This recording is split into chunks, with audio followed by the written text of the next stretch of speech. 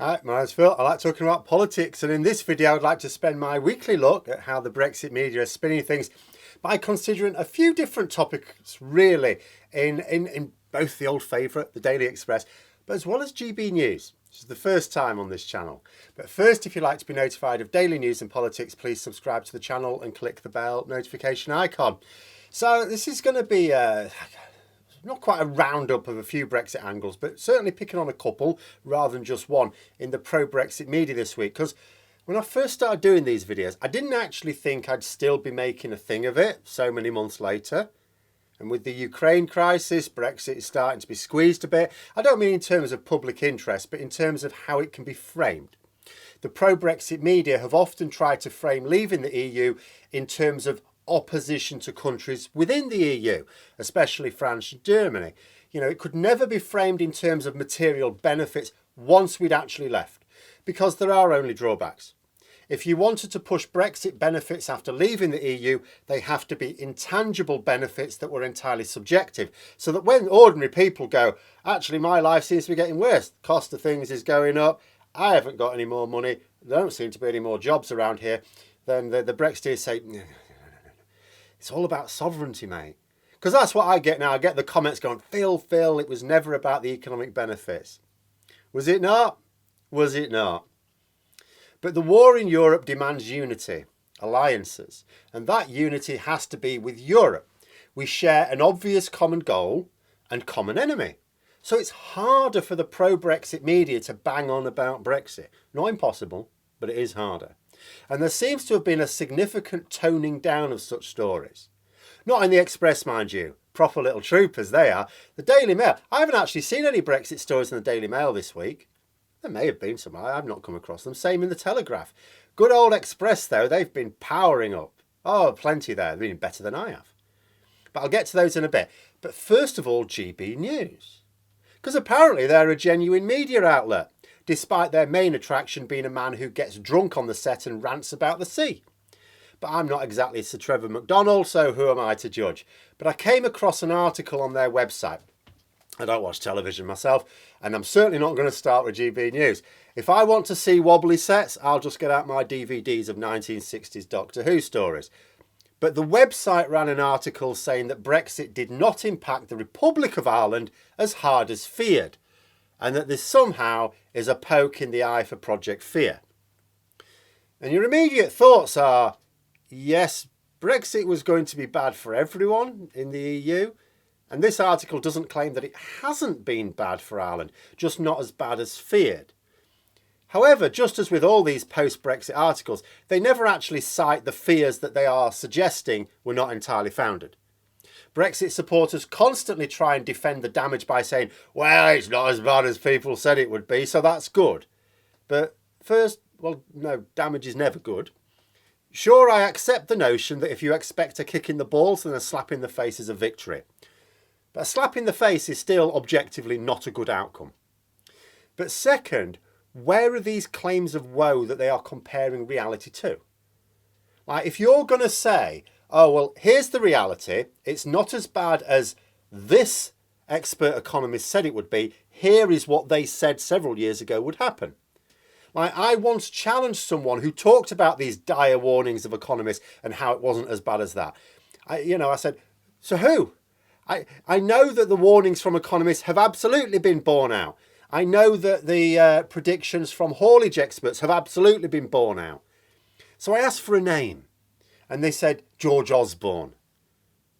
And I had to point out that George Osborne was a politician with a degree in history, not an economist.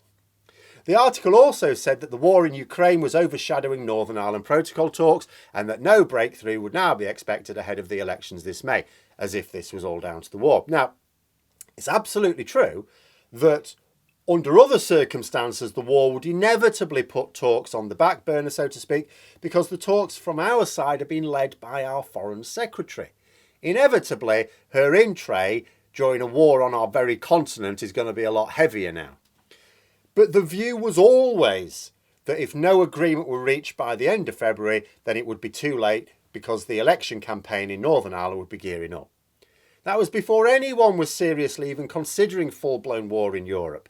Still, I guess if the author of this piece wasn't actually following developments and they were just banging something together for the website, and they could imagine that talks were now being toned down due to no other reason than the Ukraine crisis alone. Not that any breakthrough was possible anyway. Like I've said before, Liz Truss seems to be taking a more realistic approach to the discussion, certainly more than her predecessor David Frost.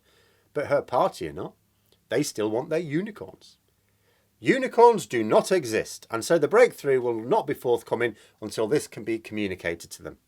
Either that or Boris Johnson decides to resist pressure from the fantasies, which is fairly unlikely because not only is he a fantasist himself, his position is still under immense pressure.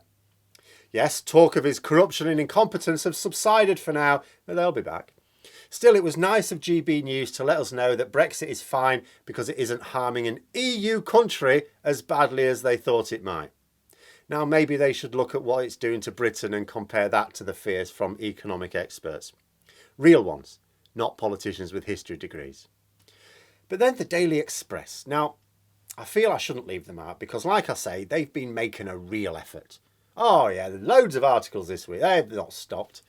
Proper troopers. Even as the Mail and the Telegraph, like I say, seem to be shelving Brexit a little bit. Maybe there's the odd snide little remark here or there, but as a major reporting angle, I have not really come across anything. The Daily Express, they keep hammering at their readers with Brexit stories every day. I have to give it to them. This paper that was supporting Johnson, even as other Tory media turned on him, seemed happy to publish an article by someone attacking the Prime Minister as the betrayer of Brexit Britain. The article contains the usual nonsense. It's written by a deputy leader, I think, of Reform UK. Used to be the Brexit Party, which sort of used to be UKIP. And it's the usual nonsense about the Brexit benefit of our vaccine rollout. Oh, it all started terribly well, vaccine rollout, even though actually the vaccine rollout began whilst we were still in the European Medicines Agency, still in the single market, still in the customs union. And it has to be said, after we left those things, fairly quickly we fell behind many other EU countries. They didn't seem to mention that in the article. Must have been a slight lapse. It also came up with excuses for the undeniable economic damage. Oh, they couldn't deny the damage that has befallen the UK since we left the transition period. It blamed COVID, even though the rest of Europe did not suffer the same pattern of economic harm, and they also had COVID to contend with. But then it went into a rant about what Johnson got wrong. Oh, here we go, right. This is where he went wrong. Shall we go through it? First, they say, and this is the big one, taxes should have been slashed. Now, here's the thing.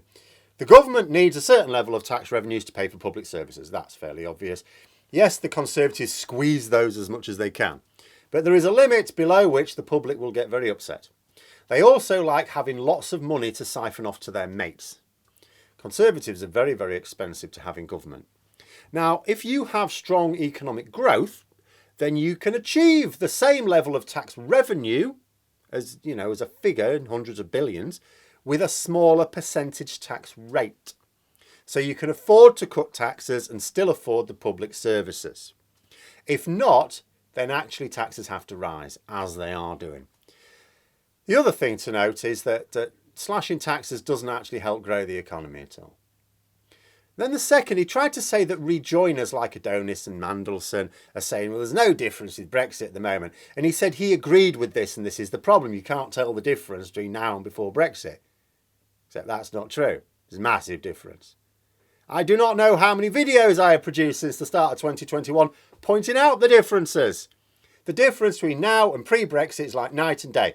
We have massive delays at our borders for trade. We have hugely reduced levels of inward investment as France benefits from our folly. We have a massive increase in the cost of living.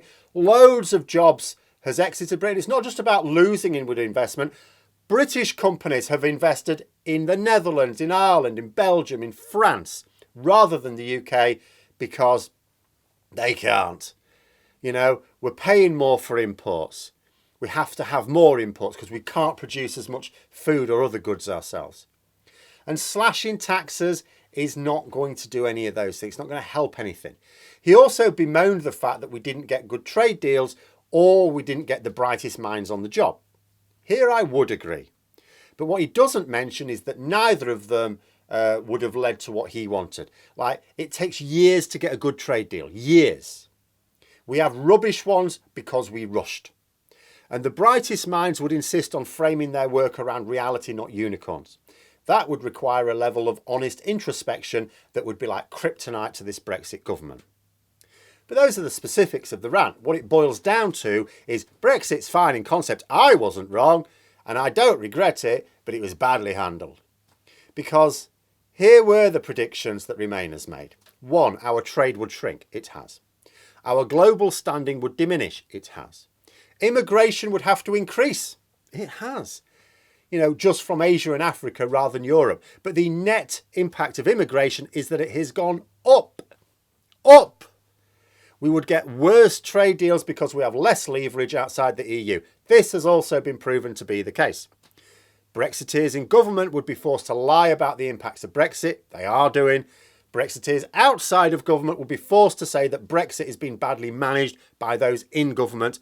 They are doing. That's what this article is. As far as I can see, it doesn't matter how these con artists try and twist things, Remainers were right. Don't people think it's start time listening to those who were right all along, rather than those who just keep making excuses?